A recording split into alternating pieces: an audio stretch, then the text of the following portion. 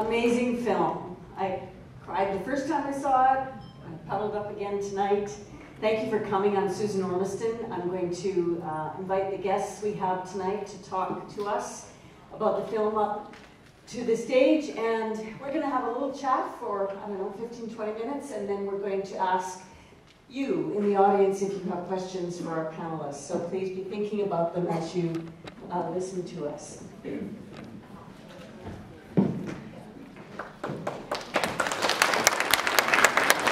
Guest of honor, and Robbie. All right, have a seat, everybody. Just want to let you know who's with us tonight. Robbie Hart over there, you heard him tonight. He is the director and co-producer with Peter Raymond of this film. He has 60 films to his credit. This is one of them. He's looked at politics, human rights, arts, culture, international relations. And this latest film is really a mirror on Canadians then, which poses the question, who are we now? Gary Smith, next to us, next to him, is an ambassador, was an ambassador, diplomat, and doc producer. He's covered the world with eyes on Russia, the Middle East, Asia, and witnessed the fall of the wall in Berlin. He also wrote The Ice War Diplomat, and with Robbie made a film about it, Icebreaker. And this contribution reflects his long experience translating complex world issues to Canadians, something that I know something about as well.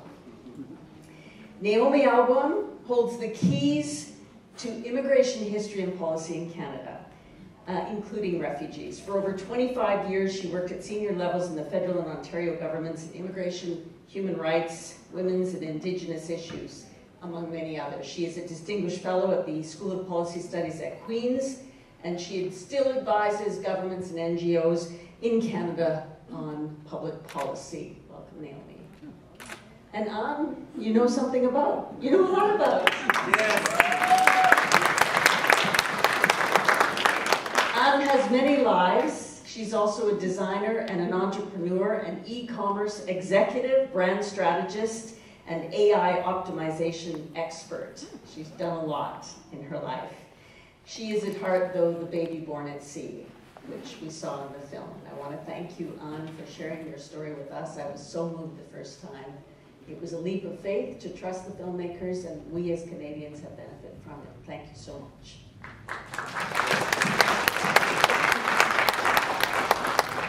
Robbie and Gary, I'm going to start with you guys, and we have a short time, so give us your best in a short time. This story is over half a century old. I want to know what prompted you two to bring it to light now. I'll take a shot at that. I mean, we had such a great experience working on the 72 Summit series. Peter Raymond, myself, and Gary, an historical, sporting, and society and geopolitical event that took place in '72, and we looked at it 50 years later in 2022, and we sort of got into that notion of, well, what's coming up 50 years later, and for different reasons, it actually happened on the summit of Whistler, where we took a gondola ride, the three of us, and ended up discussing many subjects 50 years later, and rallied around the idea of the end of the Vietnam War and the untold story of Canada, Canada's role in the Vietnam War. It's a bit of an untold story. We don't think of Canada as part of the Vietnam War. And so this became the impetus of the story, and at that point we had no idea that Anne and your mother would be part of it, of course. It was a very broader look at Canada and Vietnam 50 years later. 1975, 2025. Here we are now 50 years later. Gary, is this a cri de coeur? About a cri de coeur in a very different time and place to Canadians. A very moving film about this young family who survived and got to Canada. And where are we now?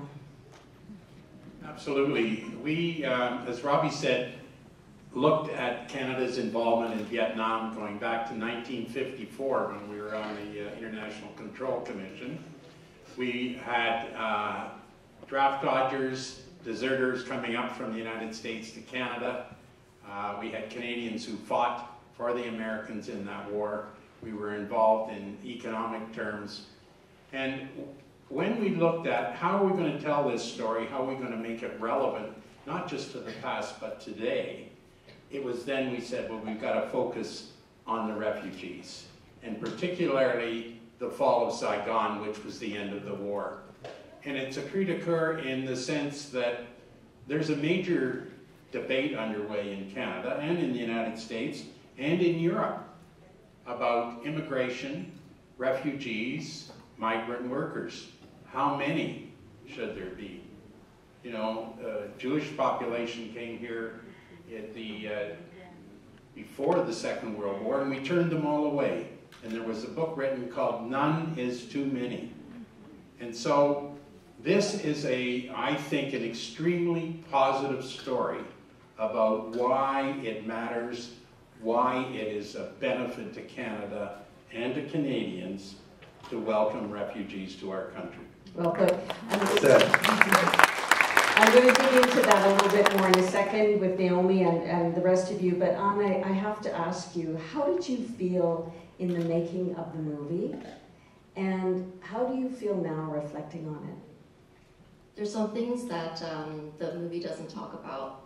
So the SOS signal, the telegram, they actually had the wrong coordinates. Oh. It took the Danish ship an extra 3 hours. And why they had enough rice on the ship was because they cleaned the turbines with rice. So there's a lot of things you don't know about. And throughout this year, I'm still learning more about my story. I never knew exactly where I was born because the coordinates were wrong. And I finally found it on a royal officer's website. So I was like, oh, this is amazing. I told my husband, I want to get a tattoo. And he's like, whoa, whoa, whoa. Well, start with a necklace, rings. I have a necklace and a ring right now. But I have to say, thank you to Robbie for telling the story. It's very complex. It's 2 generations of trauma and survival and resilience, and he did it so beautifully in such a short period of time. Thank you so much, sweetheart. And it really is the friendship that your mother and I developed on that first meeting. And credit goes to Kwafa, right? Because the reason that, and permit me, Susan, just to say this, the reason that I met them is simply because a dear friend of mine that I play softball with, who's from the Vietnamese community, when we were talking about doing this film, I said, I'm going to get connected to the Vietnamese community. And Qua, who I've been playing softball with for 30 years in Montreal summers, his mother is best friends with your mother, Mui. And that was the bond, you know, which is so important, the bridge to trust, and that's how we met. So far we've heard about skiing and softball as creative inspiration. Yes. I have to say, this documentary actually helped me get courage to finish my book, and I'm done with it. I have a literary agent in London, so I'm hoping to get picked up by the end of the year. I have a couple of other questions for you, many questions, but one, when I first saw this film, I was struck by something that I've observed covering refugees. Parents never want to leave their country of origin, but they do it for their children. And, you know, people who say, oh, they want to come, they want to take advantage. No, they don't want to come, actually. They are driven here by conflict or war or drought or poverty, but it's for their children. I reflected on the Air Force, British Air Force guy who was involved in your rescue. He talked about the links that could have broken. I wonder if you ever reflect on the many things that could have gone wrong so you wouldn't be here telling this story. Yes, so what he did mention was the helicopters only had enough fuel for 2.5 hours. The rescue took 2 hours, 14 minutes. So many times something could have gone wrong. Yeah. And I also want to say that your mother showed such poise and grace. And I felt whenever she talked about Vietnam, she got emotional. And that's about this attachment to her original country. I don't think she's ever processed the trauma, so that's why it's been difficult. She just put it away into a little box. But I'm so thankful for Canada. She was able to sponsor all of her brothers to come here, except for one, because my aunt was too scared to go on the plane. So that was the only reason, so my uncle stayed behind for her. Gosh. Naomi, as you know, immigration is hugely complicated. We started to talk a little bit about the changing circumstances in Canada today. More than half of Canadians say we have too many immigrants in this country. 80% and plus of Conservative voters believe the same in a recent poll that was released yesterday. Where do you think we are as a country compared to where we were then? There is so much to talk about. I know. I know that we don't have much time. Oh. I think what the film does is, for me, I was very engaged in the resettlement of Vietnamese refugees that came to Canada. And what I think was so different then was the amazing, leadership shown by government. This was a completely nonpartisan issue. Both Liberals and Conservatives were absolutely on the issue, and they wanted to bring as many people here as possible. They put the resources necessary. They put the discourse in the right context to really encourage Canadians to become involved. They put into place the policies necessary, the mechanisms necessary to engage the public, to get public support, and very, very active support in the sponsorship of refugees. That leadership, unfortunately, does not exist today. You don't hear the governments talking about the importance of Canada playing its role in the world in terms of refugee resettlement. The numbers, in fact, are planned to go down, despite what we heard from the UNHCR High Commissioner to Canada, that the numbers are really going up of people in need. But Canada is reducing the numbers of refugees coming in to Canada. The sponsorship program that wasn't really referred to very much in the film was incredibly important. Having Canadian ordinary people involved in the settlement of refugees opened everybody's eyes, because everybody knew someone who was involved in sponsoring activities of refugees. They met people, they heard the stories, they interacted with them, and that made them really actively engaged and demanding of the government to do more and more. We now have a sponsorship program that is very, I don't want to use the word broken, but it is problematic. The numbers of sponsored places are capped so that there are only a certain number that are allowed to come in. The sponsor process is very complex. It's not what it used to be, and the government is playing no role in encouraging more because there is such a backlog of sponsorships that have not yet been processed. So the lack of leadership, I think, and the lack of resources and manpower, the fact that we had people like the immigration officer on the ground selecting people made a huge difference. Canada no longer has Canadian immigration officers going into refugee camps to select people. That makes a huge, huge difference. I could go on, but I know you want to cut me off. No, I don't want to cut you off. I have the unfortunate task of keeping everybody within the 20 minutes we have, and I appreciate that. We'll have half an hour right now. That Still. was 10 minutes in. Okay, Yeah, and we're going to take Q&A. questions from the audience. Yeah. Yeah. Robbie, a good story, as you well know, is just a good story. And it doesn't need to be moralized or be, it doesn't have to propagandize for any position. I'm curious at what reaction you've had to this very personal and therefore powerful story. There's been screenings in Montreal, three screenings in Montreal. There were big screening in Ottawa. There were a few additional screenings that I did at colleges in Montreal as well, and now tonight in Toronto, and then hopefully in Vancouver, the West Coast. In fact, Gary, you had screenings in Perth, Ontario as well, right?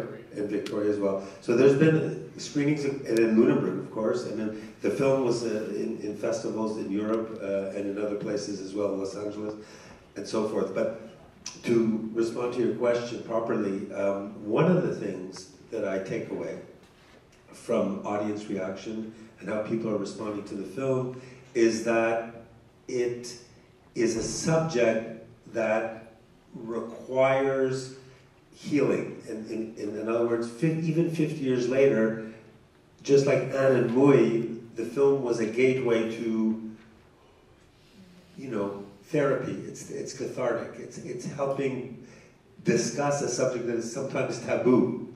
And for a lot of people that I've spoken to in the Vietnamese community that have asked questions to us, and perhaps we'll hear that from you tonight, the story brings back a difficult subject, a traumatic subject that sometimes has been buried but needs to be re-looked at and help, you know, the process of bridging the past with the present.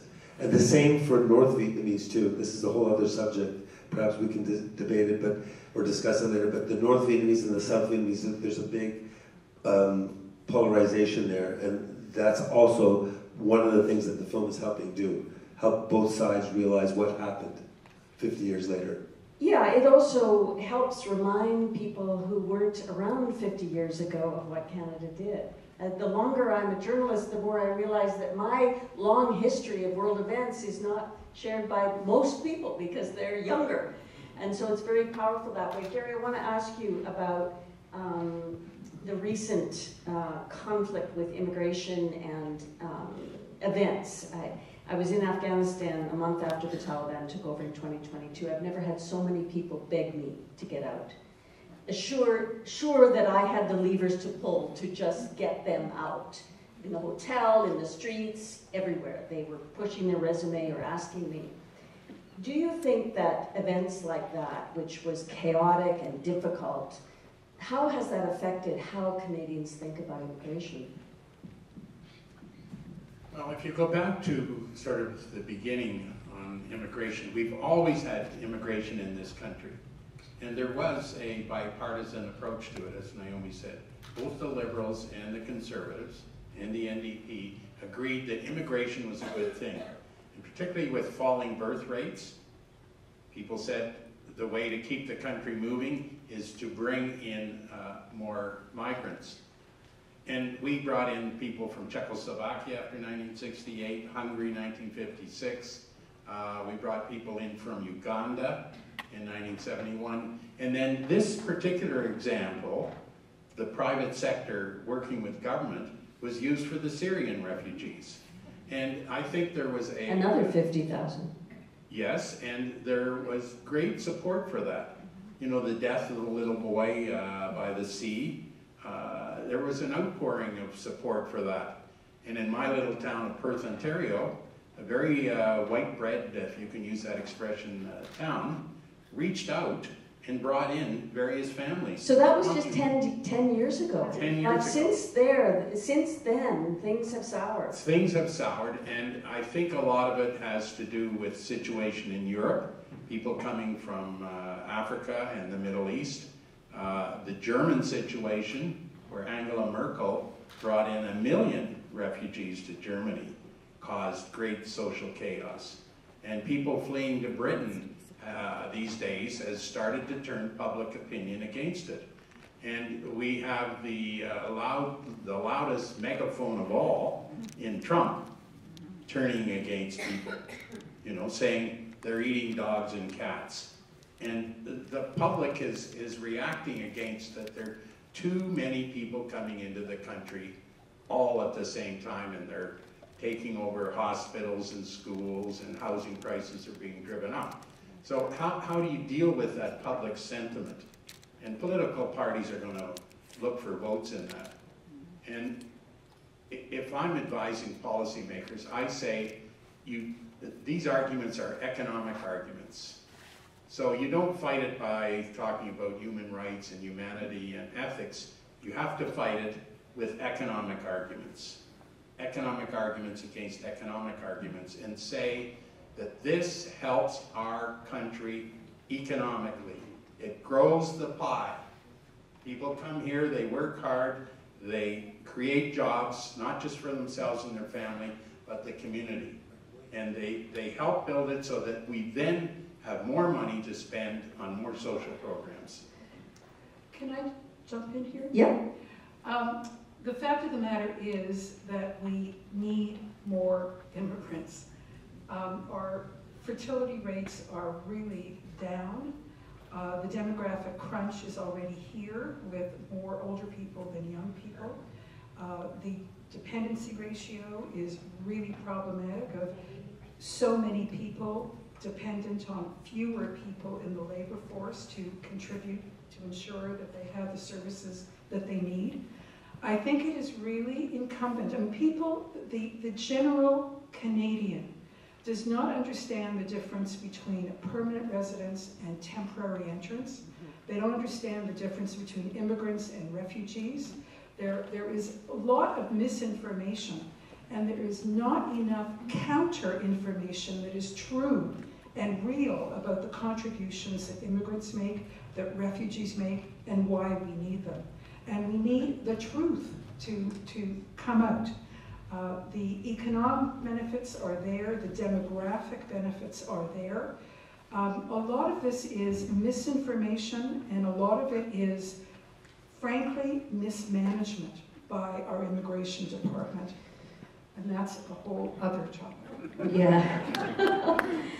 I'm wondering how you feel about the desperation of many people who are on boats every day now, crossing the Channel, crossing the Mediterranean Sea, people who are as desperate as your mother was to survive. How do you feel about those people, and do you talk about that with your community? It just makes me sad that they have to go to those means to escape and try to find a new life, and then for all those that don't make it, they get turned away or they drown at sea. I mean, that could have been me. That could have been my family. Yeah, it hits home and it hits hard. And when you've shown this film to people close to you, what's been their reaction? I have to say, it's been a global reaction. It's not just for the Vietnamese community. Everybody who's been a refugee, they write to me and say, oh my God, I was bawling, I was crying, I had to share with my wife, she was crying. And so everyone is so touched by the story because it's so raw and so real. Yes, it does have that power, I must say. It's the human story, and it's really a magnificent story. And again, thank you for your trust. Thank you. I was still cheering in the audience, and I've seen this a few times now. I'm sure you do. Cheering here. I would like to hear what you all think. There are microphones around, I think, Crystal? All the microphones are on stage, so we'll have to see the questions. Okay. If you could just raise your hand, and just please keep your questions short so that we can get to as many as possible. Anything about the film, about Anne's story, about the filmmaking, about immigration policy, please don't be shy. This is the place. The Prime Minister tonight is speaking to the nation about many things, including he's going to hint at immigration policy coming in the budget. So from your mouths to his ears tonight. I have a question about... Yeah, just speak up. I can hear you. Yeah, I can. I have a question about something I heard yesterday on CBC Radio about how Ukrainian refugees, there's up to a 30-year wait to get... There's a microphone here. Oh, sorry. Oh, thank you.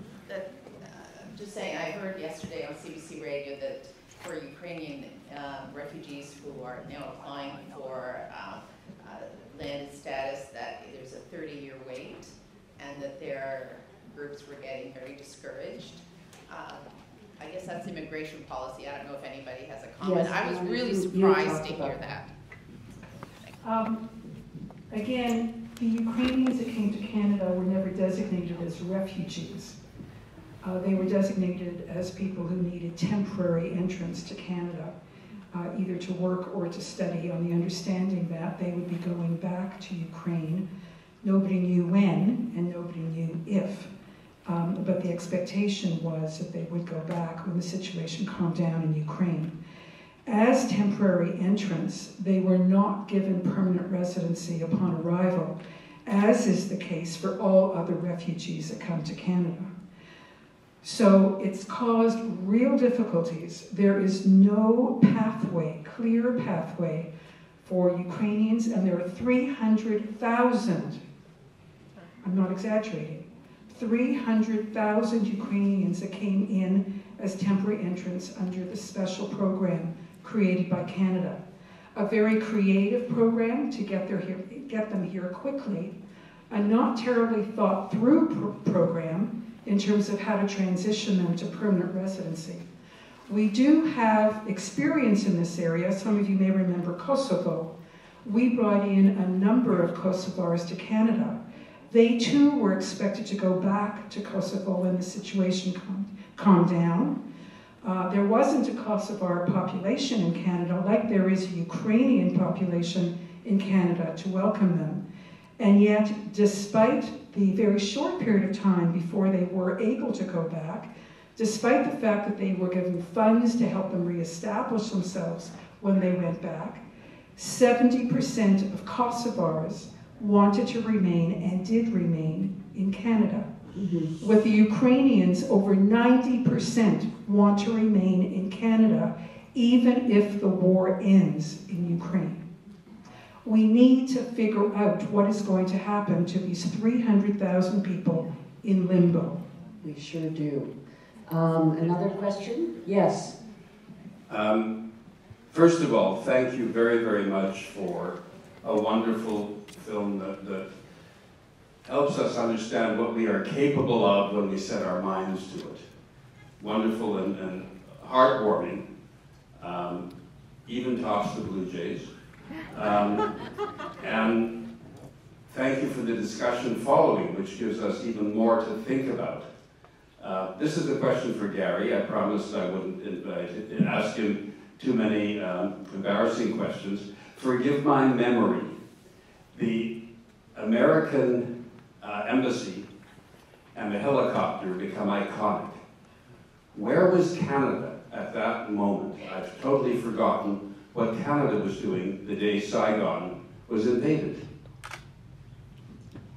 Well, it's an interesting thing. That photograph is not the U.S. Embassy, it's the CIA headquarters. And that's where that flight was going off. And I believe it was an Air America flight, whereas the U.S. Marines were taking people out of the compound.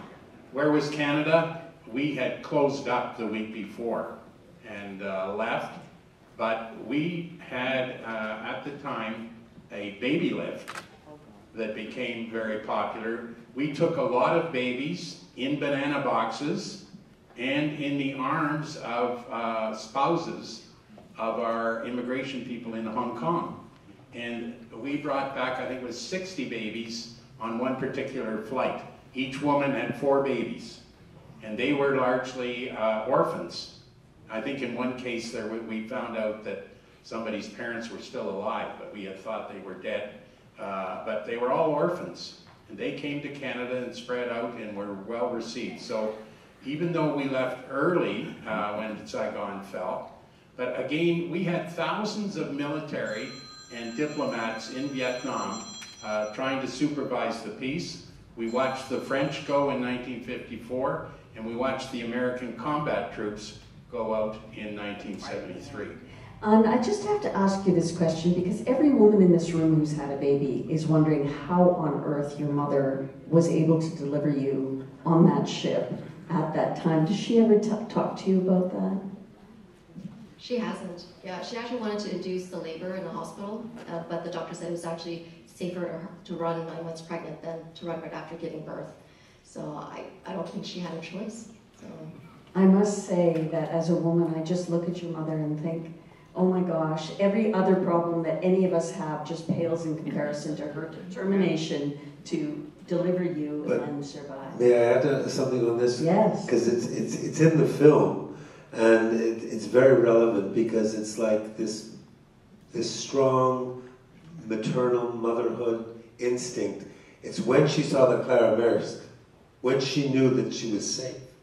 That's when she went in, that's when the water broke, that's when she delivered, basically. So she held off somehow into the 41st week of pregnancy. running from the roof of the embassy, hiding in the closet, crossing all the way, then getting onto that ship, then climbing up on the ship, then getting onto that boat, then that boat heads out into the sea, and then the Danish ship approaches, and that's when she feels, okay, it's time. And we've had that conversation with your mother, and she's told me that she knew that it was time to bring you into the world because safety was, there was hope. I was shining light, right? That's where your name came from. I was going to mention that at first the Danish ship said only the women and the children. And then the Vietnamese captain took a small boat, went to talk to the other Danish captain, and then he said, I have 4,000 souls on board. And the Danish captain said, okay. Wow. Any other questions? Yes. Yeah. And I'd like you to answer this after I just say something else first, because Robbie, you made an artistic choice to show this Vietnamese family's experience. And what we don't see is the experience that my family had. You know, we were involved in relocating 100 Vietnamese families in Ottawa at that time. And, you know, my 94-year-old mother to this day is invited to graduations and weddings and in the Vietnamese community. And in the second generation, my two sisters who are Parliament interpreters belong to a group that has taken now 2 Syrian families, and the Vietnamese refugees are also involved in supporting that, the former Vietnamese refugees. So I know we have this sponsorship, this private sponsorship program that is being emulated or attempted to be emulated in many other places, including Australia. But the creativity of it, the hard work and richness of it, the extraordinary joy and the ramifications within the Canadian population of having done this work and absorbed these people with joy, that's absent from this film, which is understandable because it's their story. But it seems to me that the story is much bigger and richer than that, and I'm afraid that maybe we're losing the creativity and innovation and the speed of reaction that allowed us to do what we've done so far. So it's a great thing about that. Because and then I want to hear it, did you have families that integrated you, or were you completely public government refugees? I think in this case it was a state-sponsored case, right? Government assisted, yeah. Yes, but it was not an artistic choice from a filmmaking perspective, because that was part of the original story to explore. We just didn't get the financial support from the Canadian broadcast industry that we hoped to get, and there's many parts of this story that were supposed to be elaborated, including the one you're talking about, so we weren't able to go there. Yes, and there's lots of current opportunities to tell these stories. I mean, the Syrians are a good example of that, and we're losing the initiative for sponsorship, aren't we, Naomi? The private sponsorship program was one of the most creative and one of the most innovative policies that Canada ever put forward in terms of refugee resettlement. We know it works. It works really well. People that are privately sponsored, in fact, do better than people who are government assisted. The private sponsorship program in Canada has become something that it was never intended to be, which is a family reunification program. There is no refugee family reunification program. So refugees who come to Canada initially, and I've been the recipient of many of these requests.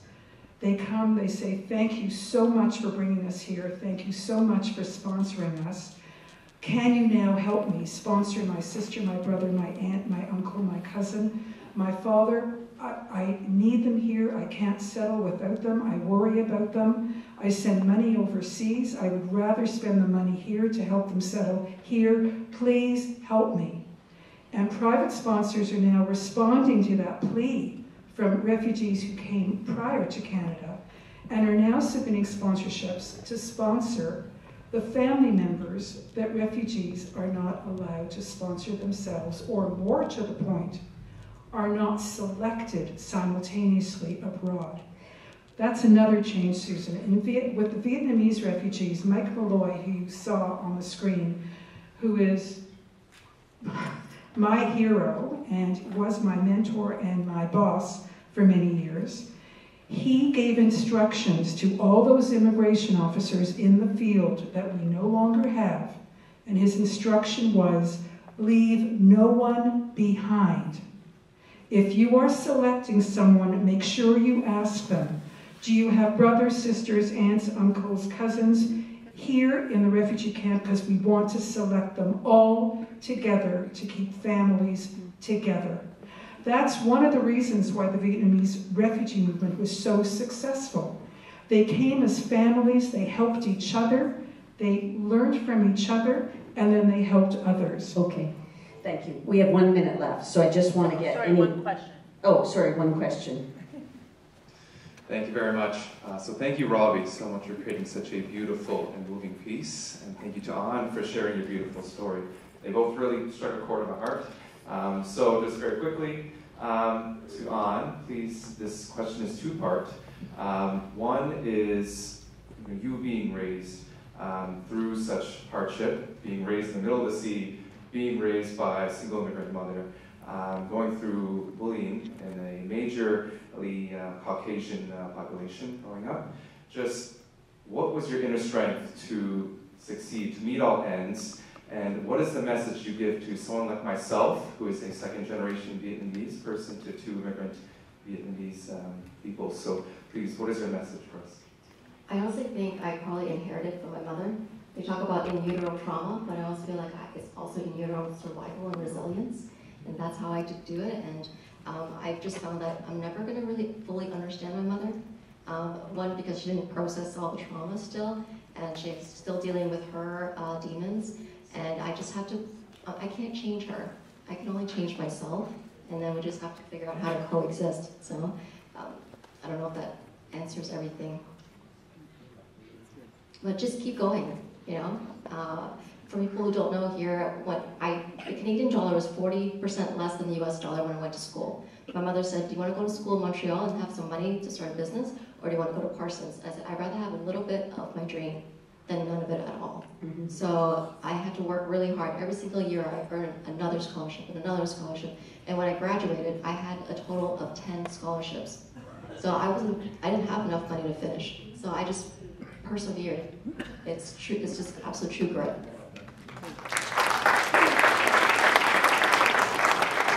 Other questions? There's just one question here.